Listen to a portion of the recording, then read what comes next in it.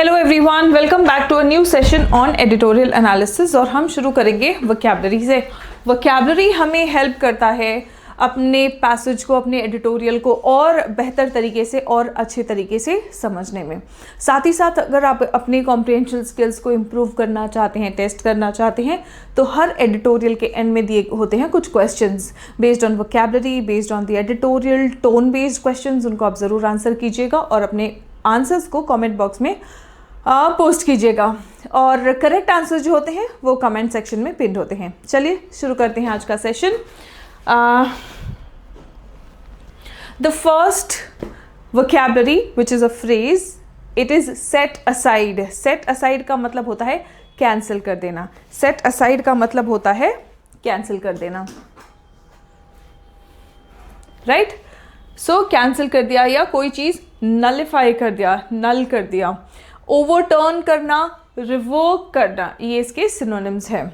Uphold करना मतलब बनाए रखना, कंफर्म करना, ये सब इसके एंटोनिम्स है। The Supreme court set aside the high courts order, यानी कि हाई कोर्ट ने जो ऑर्डर दिया था उसे सुप्रीम कोर्ट ने कैंसिल कर दिया। सेट असाइड मतलब कैंसिल कर दिया, नलिफाई कर दिया।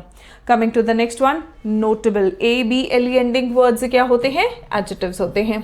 ए B L E ending words adjectives होते हैं। इंटरेस्टिंग, नोटेबल मतलब नोट करने योग्य, नोट करने लायक। नोट करने लायक कोई चीज़ है तो वो प्रोमिनेंट होगी, है ना, आउटस्टैंडिंग होगी, इंटरेस्टिंग होगी, कुछ बहुत इंपॉर्टेंट बात होगी, important enough to receive attention, जिस पर सबका ध्यान जा रहा हो, सब नोट कर रहे हो। Unknown, obscure. ऑब्सक्योर का मतलब होता है अस्पष्ट, अनक्लियर। कई बार आपके एग्जाम्स में आ चुका है ये वर्ड।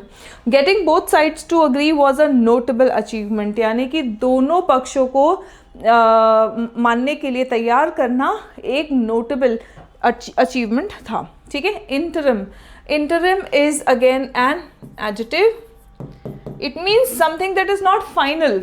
टेम्पररी कोई चीज़ है ना, तो हम उसको इंटरिम कहते हैं। प्रोविजनल है कोई चीज़, प्रोविजनल मतलब टेम्पररी है, स्थायी रूप से हम कहते हैं, ठीक है। जो परमानेंट ना हो कोई चीज़, so permanent and final will be the antonyms. The जज passed an interim order until the final hearing, यानी कि जज ने क्या किया, एक इंटरिम ऑर्डर पास किया जब तक फाइनल हियरिंग नहीं आ जाती है, जब तक फाइनल हियरिंग नहीं आ जाती है। डेफमेशन, डेफमेशन का मतलब क्या होता है? डिफेम करना, किसी को बदनाम करना, ठीक है। Damaging someone's reputation with false statements. बदनाम तो कोई बंदा तभी होगा जब आप झूठी अफवाहें या झूठी बातें किसी के बारे में बता रहे हो, ठीक है। स्लैंडर एंड लिबेल, ये इसके सिनोनिम्स होंगे। एंटोनिम्स होंगे प्रेज या compliment. The article was considered defamation by the complainant. Complainant का मतलब होता है जो कंप्लेन करने वाला पर्सन है, उसने कहा कि ये जो आर्टिकल है वो डेफमेशन है, यानी कि वो बदनामी फैला रहा है, नाम खराब करने वाली बात है, ठीक है। एडवर्सली, बहुत बुरी तरीके से। हार्मफुल और negative, in a negative way, ठीक है। बहुत नेगेटिव कोई चीज़ है तो हम उसको कहेंगे कॉजिंग डैमेज, और अनफेवरेबल रिजल्ट्स उसको हम कहेंगे एडवर्सली, मतलब नेगेटिवली, हार्मफुली। पॉजिटिवली, फेवरेबली, किसी के पक्ष में कोई बात हो या कोई घटना हो रही हो तो हम उसको फेवरेबल कहते हैं। और अगर किसी के विपरीत अगर कोई काम हो रहा है तो हम उसको एडवर्स कहते हैं, हार्मफुल या नेगेटिव कहते हैं, ठीक है। The new policy adversely affected small business owners. जो नई नीति है वो नेगेटिवली छोटे व्यापारियों को इफेक्ट कर रही है। नाउ कंस्ट्रूइंग, कंस्ट्रू करना मतलब क्या? कंस्ट्रू करना मतलब इंटरप्रेट करना, अंडरस्टैंड करना इन अ स्पेसिफिक वे। कंस्ट्रू मतलब समझना बेसिकली, ठीक है। इंटरप्रेट करना, इन्फर करना। आपके एग्जाम में आते हैं ना इन्फरेंस वाले क्वेश्चंस, है ना। What do you infer from the passage, या what is your inference, right. So inference मतलब क्या समझे, तो कंस्ट्रू करना मतलब समझना, इंटरप्रेट करना। इसका एंटोनिम क्या होगा? नहीं समझना या गलत समझना, मिसअंडरस्टैंड या फिर confuse. His actions were construed as contempt of court. उसने जो भी एक्शंस लिए वो क्या समझे गए? कंटेम्प्ट ऑफ कोर्ट, यानी कि कोर्ट का अपमान समझे गए या कोर्ट का अपमान माने गए। नाउ कंटेम्प्ट का मतलब क्या होता है? कंटेम्प्ट इज असम्मान, ठीक है, डिसरिस्पेक्ट और डिसरिगार्ड फॉर द कोर्ट और लॉ, किसी कोर्ट के लिए या कानून के लिए अगर आप डिसरिस्पेक्ट करते हो या उसकी अवहेलना करते हो, अवमानना करते हो, तो हम उसे कंटेम्प्ट कहते हैं, डिसरिस्पेक्ट और disregard. Antonyms will be respect and obedience. Antonyms will be respect and obedience. Now, speaking against a judge may lead to contempt charge, यानी कि अवमानना का आरोप लग सकता है आप पर अगर आप किसी जज के खिलाफ बोल रहे हैं, ठीक है. विगरसली, विगर हम ऑलरेडी पिछले एडिटोरियल्स में कर चुके हैं, ठीक है. विगर का मतलब होता है energy, vigorous, energetic. Vigour noun है, OUS लग गया तो फिर ये एडजेक्टिव बन गया, अब LY लग गया तो फिर ये एडवर्ब बन गया, ठीक है. सो विगर, विगरस, विगरसली. विगरसली मतलब विथ ग्रेट फोर्स, बहुत ही एनर्जेटिकली, ठीक है. सो विथ ग्रेट फोर्स और एनर्जी, फोर्सफुली या फिर एनर्जेटिकली. एंटोनिम्स क्या होंगे? वीकली या फिर जेंटली, आराम से. The lawyers vigorously defended their argument. Lawyers ने क्या किया? अपने आर्ग्यूमेंट को विगरसली डिफेंड किया, मतलब पूरी एनर्जी के साथ में उन्होंने अपने आर्ग्यूमेंट को डिफेंड किया. एल्यूड करना मतलब क्या होता है? एल्यूड मीन्स टू एस्केप, बचने की कोशिश करना, ठीक है, या फिर कोई भी बात समझ ना आना, दूर भागना, ये सब इसके सिनोनिम्स हो जाएंगे, ठीक है. To escape the understanding of something, to avoid और फेल टू बी नोटिस्ड. अगर आप किसी के नज़र में नहीं आ रहे हैं तो आप एल्यूड हो गए हैं, है ना. सो इवेड, एस्केप, ये सब इसके सिनोनिम्स आ जाएंगे.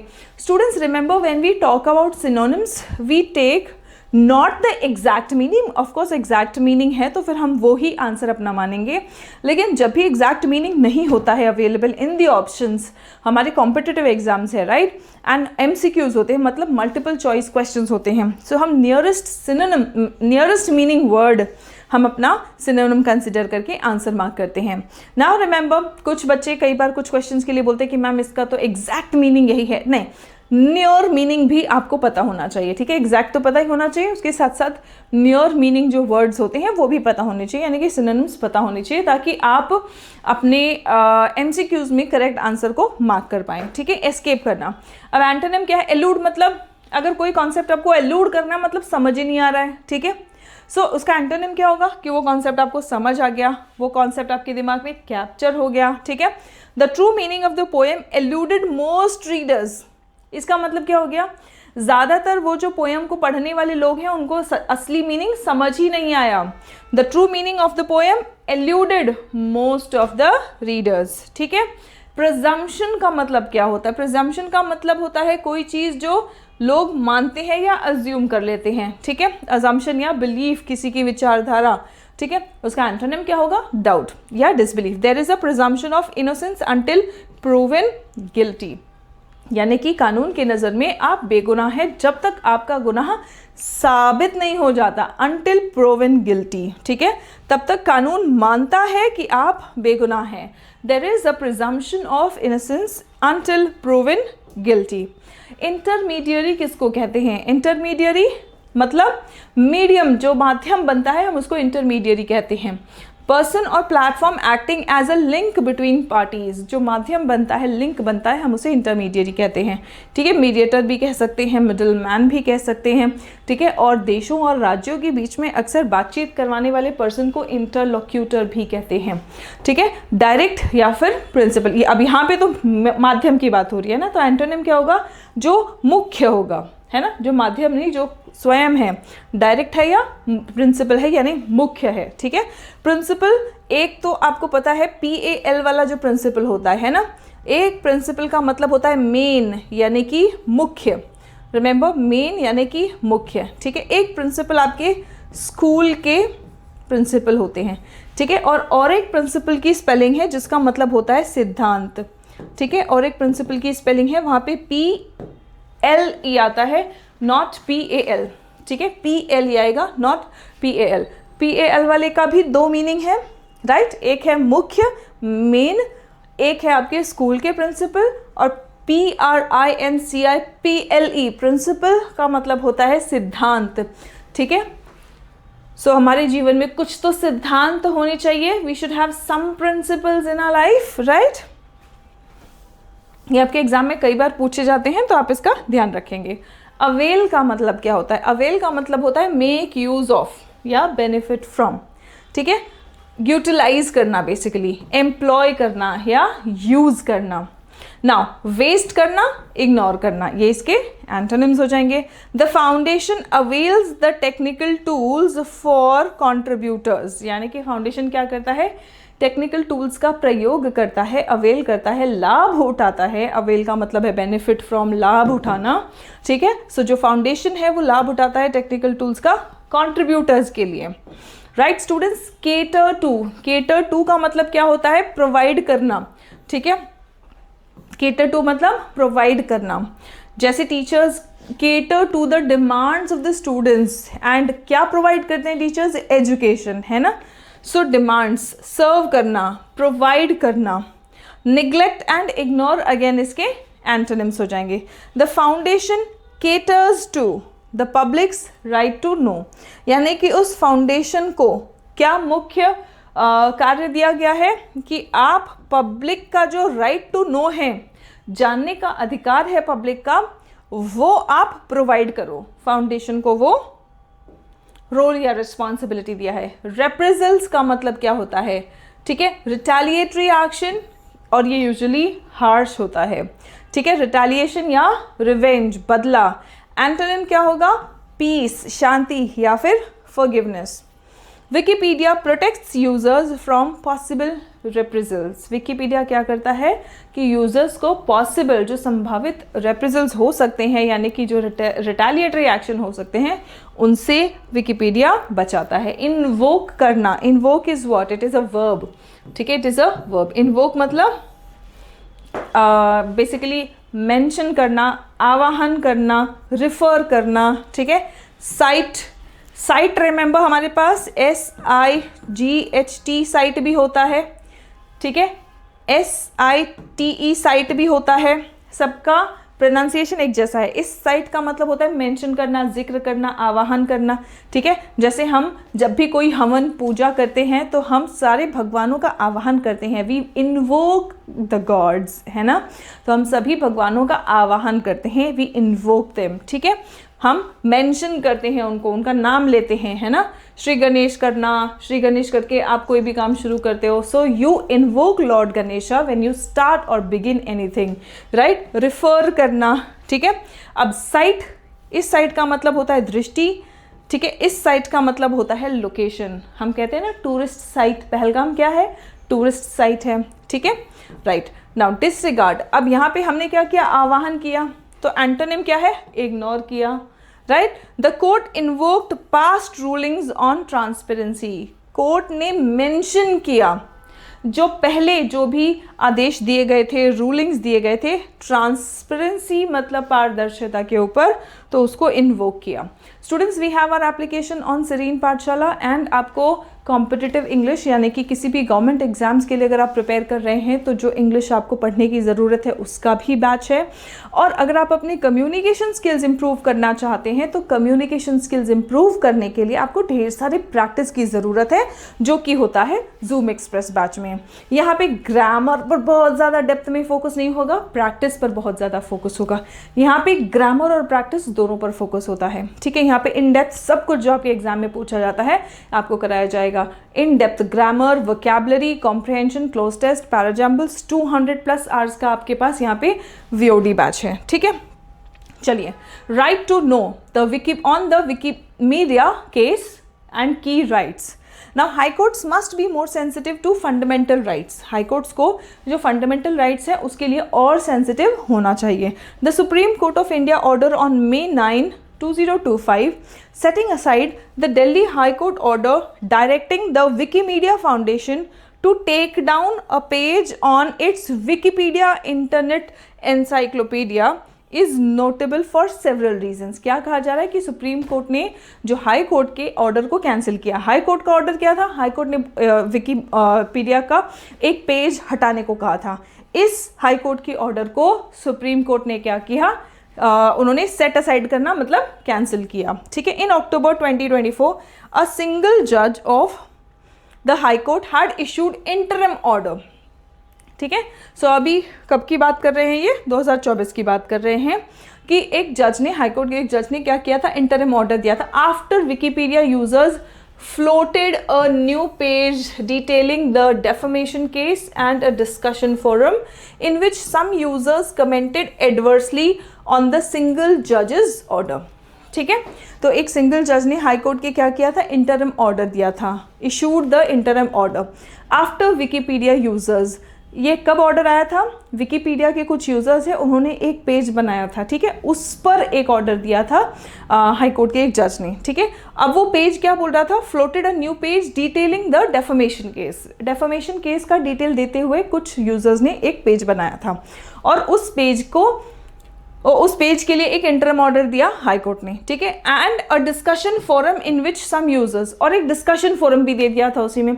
वहां पे कुछ यूजर्स ने जो जज का ऑर्डर है उस पर नेगेटिवली कमेंट किया। Some users adversely on the commented adversely on the जजेस order, construing these actions to be in contempt. ठीक है, अब ये जो एक्शंस है ये क्या माने गए, ये कंटेम्प्ट ऑफ कोर्ट, यानी कि कोर्ट की अवमानना, किसी भी जज के बारे में कुछ बोलना वो अवमानना या कंटेम्प्ट ऑफ कोर्ट माना जाता है। ठीक है, now after a division bench upheld the order the foundation moved the court. अब एक डिवीजन बेंच के पास जब कोर्ट के केस गया तो उन्होंने भी अपहेल्ड किया, यानी कि उस ऑर्डर को बरकरार रखा। फिर उसके बाद फाउंडेशन ने क्या किया, कोर्ट मूव किया। कोर्ट मूव किया मतलब और ऊपर वाले कोर्ट के पास हम दरख्वास्त करते हैं ना। Subsequently the bench of justices Abhay S Oka and Ujjal Bhuyan observed that every important issue needs to be vigorously debated by the people and the press, even if the issue of debate is sub judice। sub judice मतलब अभी भी कोई फैसला सुनाया नहीं गया है। ठीक है, अंडर लीगल प्रोसीडिंग्स अगर कोई केस चल रहा है तो भी हर एक इम्पॉर्टेंट इशू ज़रूरी है, needs to be vigorously debated. कह रहे हैं कि विगरसली हर एक मुद्दे पर डिबेट होना चाहिए, एनर्जेटिकली डिबेट होना चाहिए। किसके द्वारा डिबेट होना चाहिए, by the people and the press, even if the issue of debate is sub judice before a court and that the high court had overreacted. और कहा जा रहा है कि हाई कोर्ट ने ओवर रिएक्ट किया। ठीक है, overreacted to adverse comments of its take down order in the forum. ठीक है, फोरम में जो टेक डाउन ऑर्डर था तो उसके विपरीत, उसके खिलाफ एडवर्स कमेंट्स जो थे वहाँ पे हाई कोर्ट ने क्या किया, ओवर रिएक्ट किया था। ठीक है, the bench's order was limited to the foundation's appeal. कहा जा रहा है कि बेंच का जो ऑर्डर है वो सिर्फ फाउंडेशन का जो अपील है उस पर सीमित था, over the legality of the take down order. ठीक है, following on from a similar one in April to set aside an order to remove allegedly defamatory edits on ANI's Wikipedia page। ठीक है, तो क्या कहा जा रहा है कि उनका जो टेक डाउन ऑर्डर था, following on from a similar one, एक बिल्कुल ऐसा ही अप्रैल में कोई इशू आया था। ठीक है, जहाँ पे in April to set aside an order. ठीक है, तो वहाँ पे एक ऑर्डर आया था कि अलेजिडली मतलब कथित तौर पर जो माना जा रहा है defamatory edits on ANI's Wikipedia page, ANI के विकीपीडिया पेज पर कुछ एडिट्स हैं और उनको डेफामेटरी मतलब किसी की अपमान करने के बराबर उसको माना जा रहा है कि वो डेफामेटरी है, किसी का अपमान कर रहे हैं। ठीक है, उनको रिमूव करने के लिए an order to remove allegedly defamatory edits on ANI's page। ठीक है, yet the order is also clear that the right to know is a basic right under article 19(1)(a) and 21। ठीक है, और ये भी कहा जा रहा है yet the order is also clear that the right to know is a basic right। कहा जा रहा है कि जानने का जो अधिकार है, right to know जो है वो एक बेसिक राइट है under article 19(1)(a) and article 21, casting the case against the foundation in a light that may have eluded the high court। ठीक है, eluded the high court मतलब हो सकता है कि ऐसी जो बात है वो हाई कोर्ट को समझ नहीं आई है। casting the case against the foundation in a light that may have eluded the high court while discussing presumption of contempt। ठीक है, मतलब जो कंटेम्प्ट मान रहे हैं कि अब मानना है ये, है ना, इस बात को, डिसरिगार्ड को, डिसरिस्पेक्ट को मान रहे हैं, वो प्रिजम्पशन of contempt.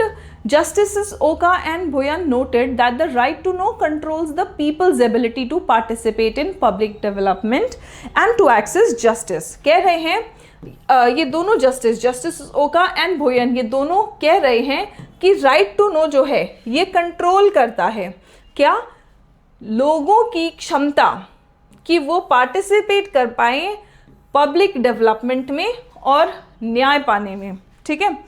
अब since ANI's suit continues, the High Court may consider applying the value of the right to know to the question of the foundation's intermediary status. ठीक है, क्या कह रहे हैं कि ये जो ANI का सूट यानी कि जो केस है वो चल रहा है, तो हाई कोर्ट कंसिडर कर सकता है क्या, applying the value of right to know. Right to know, जानने का अधिकार का ये जो मुद्दा है, ये जो वैल्यू है, इसको अप्लाई करेंगे ये फाउंडेशन का इंटरमीडियरी स्टेटस जो है इस पर, ठीक है, under the information technology act. The foundation only avails, foundation क्या करता है, जो टेक्निकल इंफ्रास्ट्रक्चर है इसका लाभ उठाता है to Wikipedia users, only avails the infrastructure to Wikipedia users who then operate according to a set of guidelines to maintain the encyclopedia।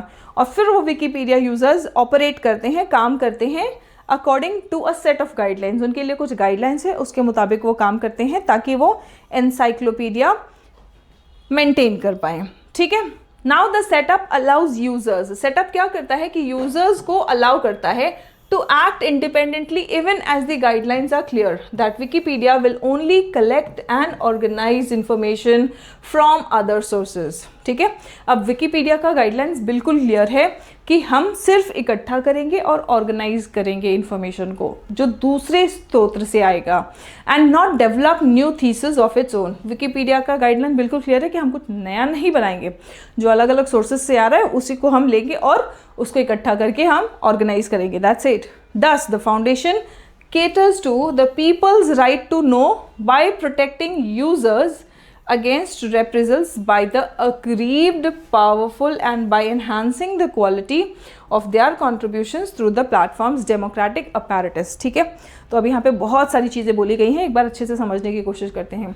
So foundation क्या केटर कर रहा है, क्या प्रोवाइड कर रहा है, पीपल्स राइट टू नो, ठीक है, मतलब बेसिकली ये क्या कर रहा है, बोल रहे हैं ना कि हम सब जगह से हम कुछ चेंज नहीं करेंगे, हम कुछ नया नहीं बनाएंगे, हम यहाँ वहाँ से जो भी सोर्स से हमें इन्फॉर्मेशन आएगा हम उसको इकट्ठे करेंगे, ऑर्गेनाइज करेंगे और आपको बता देंगे। मतलब ये फाउंडेशन बेसिकली क्या कर रहा है, जनता का जो जानने का अधिकार है उसको प्रोवाइड कर रहा है, उसको फैसिलिटेट कर रहा है, राइट।